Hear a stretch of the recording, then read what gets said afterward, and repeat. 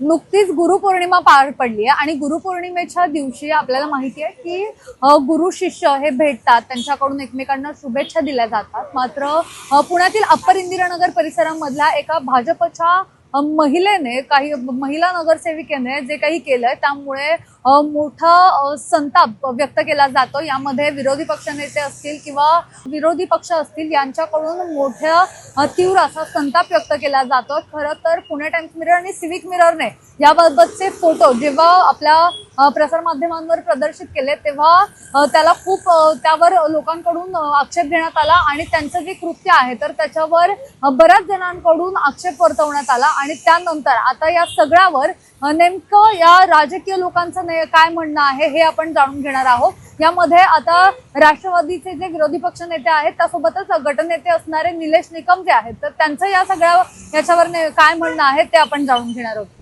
गुरुपौर्णिमेला साधारणतः आपण आपल्या शिक्षकांना जातो, भेटतो, एखादं फूल देतो, नारळ देतो आणि गुरुजी मोठेच असल्यामुळे आपण त्यांचं दर्शनही घेतो. ह्या महाराष्ट्रामध्ये ज्या ठिकाणी हा प्रगत महाराष्ट्र आहे, प्रगतिशील विचारांचा महाराष्ट्र आहे, अशा ठिकाणी जर त्या ठिकाणी कुणी नगरसेवकांना त्या ठिकाणी गेल्यानंतर शिक्षकांनी विद्यार्थ्यांना त्यांचे पाय धुवायला लावणे नगरसेवकांची, ही प्रथा अतिशय चुकीची आहे. हा प्रकार चुकीचा घडलेला आहे. पुढल्या कालावधीमध्ये असं घडणार नाही याची काळजी घेतली गेली पाहिजे. नगरसेवकच आहेत, त्यांनी त्या ठिकाणी जावं, त्या ठिकाणी काम करावं, सोयीसुविधा द्याव्यात, परंतु विद्यार्थ्यांकडून अशा पद्धतीची पूजा करून घेऊ नये. पुढल्या कालावधीमध्ये असं घडणार नाही याची सगळ्यांनी काळजी घेतली पाहिजे. आणि आपण जे काही भौतिक सुविधा त्या शाळांमध्ये द्यायच्यात त्याच्यामध्ये विद्यार्थ्यांना चांगले टॉयलेट्स असतील, त्यांना चांगले बेंचेस असतील, कुठं शाळेचं छत गळत असेल त्या ठिकाणी दुरुस्ती, त्यांना प्लेग्राऊंड चांगलं करून द्यावं, त्यांना चांगल्या खेळण्या द्याव्या, परंतु विद्यार्थ्यांकडनं अशी पाद्यपूजा करून घेता कामा नये असं माझं या ठिकाणी मत आहे. गुरुपौर्णिमेनिमित्त पुणे महानगरपालिकेच्या शाळेमध्ये एक महानगरपालिकेच्या सभासद यांनी शाळेतल्या विद्यार्थ्यांकडून त्यांचे पाय धुण्याचा कार्यक्रम केला. ते गुरु आहेत हे समजून आणि विद्यार्थ्यांनी ते पाय धुतले. हे करत असताना त्या महानगरपालिकेतले शाळेतले सगळे शिक्षक हे सर्व उपस्थित होते. आणि हे करत असताना ज्या सावित्रीबाई फुले यांनी मुलींसाठी शाळेचे दरवाजे उघडले, त्याच पुण्यामध्ये आज मुलांच्याकडून पाय धुण्याचा कार्यक्रम केला जातो. हे अजिबात शोभणारं असं नाही. कुणी पाय धुवून गुरु होत नाही किंवा कुणी पाय धुतल्यामुळे शिष्य होत नाही. कारण विद्यार्थ्याला शिकवणं हे गुरुचं काम आहे आणि ते शिक्षण घेणं हे विद्यार्थ्याचं काम आहे. आपण हे काम करायचं सोडून आज आपण वेगळ्या पद्धतीनं आज पुणे शहराला मेसेज देतोय. आणि हे पाय धुतल्यानंतर सुद्धा जाणत्यापणी झाले, अजाणतेपणी झाले हे त्यांना माहीत असेल, पण त्याच्या रील्स करून सोशल मीडियावर हे पाठवणं आणि त्याचं मार्केटिंग करणं हे शोभनीय नाही. पुण्याच्या संस्कृतीला हे शोभू शकत नाही. माझ्यासारख्या काँग्रेस पक्षाच्या नगरसेवकांची एक विनंती आहे, त्यांनी प्रत्येकानं आपलं आत्मपरीक्षण करून आपण हे केलेलं बरोबर आहे किंवा चुकीचं हे ठरवावं. आणि त्यांचं आत्मपरीक्षण झालं असेल तर त्यांनी विद्यार्थ्यांची, पुणेकरांची माफी मागावी अशी माझी त्यांना विनंती आहे. हे बघा, ज्या शहराला राजमाता जिजाऊंचा वारसा आणि इतिहास आहे, ज्या राजमाता जिजाऊंनी या शहरामध्ये छत्रपती शिवाजी महाराजांचं बालपण किंवा एकूणच त्यांना चांगले संस्कार दिले, त्याचबरोबर ज्या शहराला सावित्रीबाई फुलेंचा वारसा आहे, कारण सावित्रीबाई फुलेंनी इथंच या ठिकाणी क्रांतीची ज्योत पेटवली होती आणि एकूण बहुजन समाजातल्या मुलामुलींना शिक्षण देण्याचं पवित्र कार्य या शहरात चालू केलं. त्या शहरात भाजपच्या एकूणच नगरसेवकांमुळं या सगळ्या चळवळीला किंवा आत्तापर्यंतच्या सगळ्या इतिहासाला काळा डाग लागतो आहे किंवा काळिमा लागतो अशा प्रकारची परिस्थिती आहे.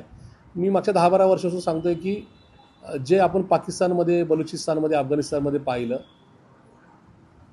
खूप धार्मिक विखारी प्रचार हा बालमनावर केल्यामुळे तिथं धार्मिक आतंकवादी घडले गेले. तसाच प्रकार या ठिकाणी या शहरात, राज्यात आणि देशामध्ये भाजप करतं आहे अशा प्रकारचा आमचा थेट आरोप आहे.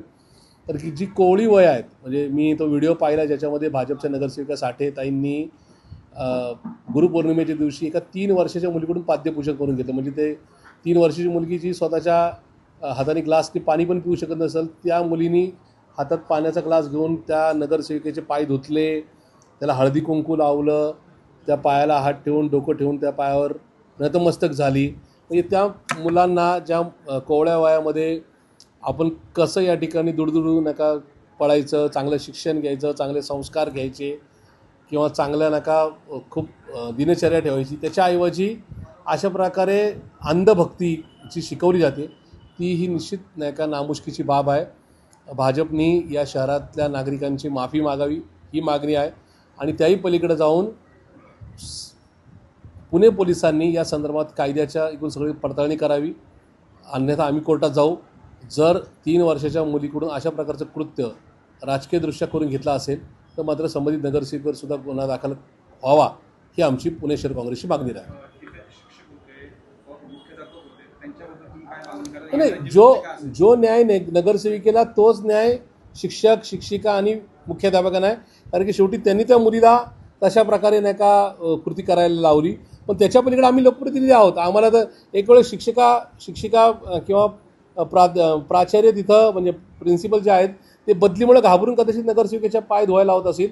पण आम्हाला तर कायदा माहिती आहे ना नगरसेविका म्हणून की अशा प्रकारे पाय धुवून घेतले नाही पाहिजेत आणि या लहान मुलांकडून 3 वर्षाच्या मुलांकडून. त्याच्यामुळं या संदर्भात जो नगरसेवकावर गुन्हा दाखल होईल तो शिक्षक शिक्षिका आणि तिथल्या नाही का मुख्याध्यापकांवर व्हावा ही काँग्रेस पक्षाची मागणी राहील. येणाऱ्या GB हा विषय होईल. उद्याचं आमचं अमित शहांच्या विरोधात आंदोलन संपलं की पुणे पोलिसांना ते पत्र जाईल, महापालिका आयुक्तांना ते जाईल, शिक्षण मंडळाच्या प्रमुखांना सुद्धा राहील आणि त्या संदर्भामध्ये ते न झाल्यास मुंबई उच्च न्यायालयामध्ये या संदर्भात याचिका दाखल केली जाईल.